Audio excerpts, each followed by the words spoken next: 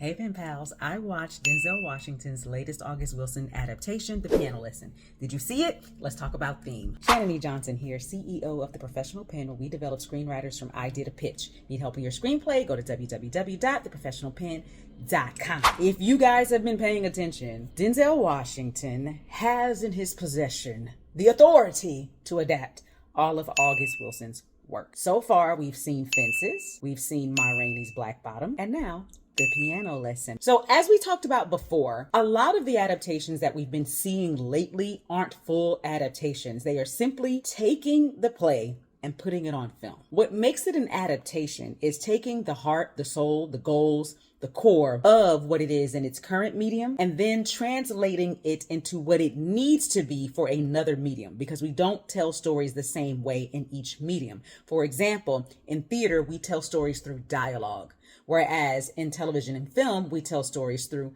action. What I enjoyed about The Piano Lesson is that they actually took more opportunities to tell us the story visually than they had in the last two adaptations. So we got to see the physicality of actually stealing the piano. We got to see the story being told about what happened with the family who first purchased the piano and how it became a part of Boy Willie's family, instead of just hearing about it. Show, don't tell, which is what we get an opportunity to do when we're telling stories for the screen. Now, at the end of the day, it is still a play. It is still an August Wilson play. So there's still going to be a lot of dialogue, and there's going to be a lot of repetition, because that's how his characters speak.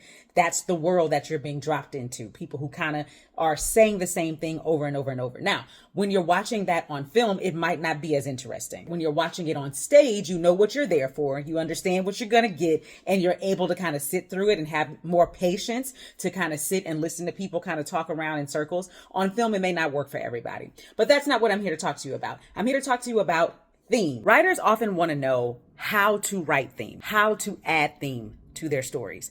And my response to them is, if you've done the work of understanding what the external goals are and what the internal goals are, and externalizing that internal goal into that external goal, the theme will appear. It will come. Some people write from a place of theme. They start with, this is the message. This is the thing that I want people to learn. This is the thing I want people to grapple with. This is the universal conversation I want people to have. Other times, if you focus on the actual story and understanding what people are trying to accomplish and why they feel the way that they feel, the themes will appear. So in this film/play, Boy Willie wants to sell the piano because he wants to buy land. His sister Bernice does not want to sell the piano because it is a part of their family and their father lost his life in trying to retrieve the piano. Thematically, what's happening here is legacy is in a fight with generational wealth. Those are the themes. Boy Willie represents generational wealth. If they get the land, then the family will have more than it has ever had and can pass on to the next generation. However, for Bernice, keeping the legacy, that's all they have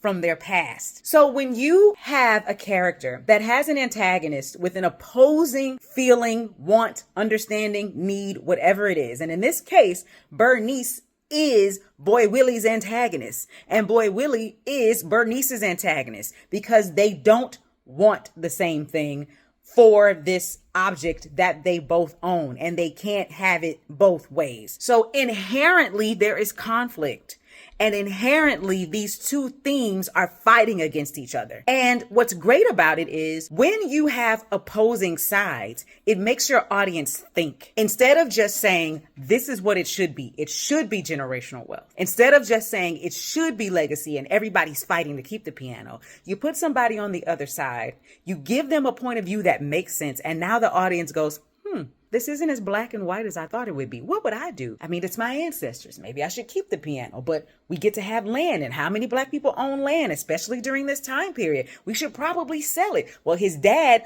went through all of that to save the piano, but his dad also said that they should have land. And that's the conversation that's going to leave the theater. Legacy versus generational wealth. That's what you're looking to do with theme. Happy writing. The professional pen.